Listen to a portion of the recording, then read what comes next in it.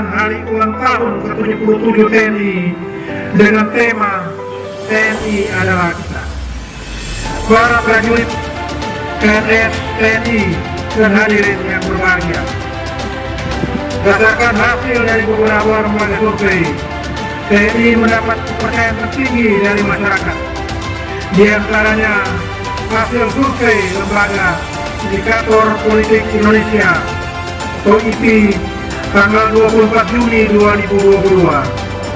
TNI mendapat kepercayaan tertinggi dari publik sebesar 93,2%.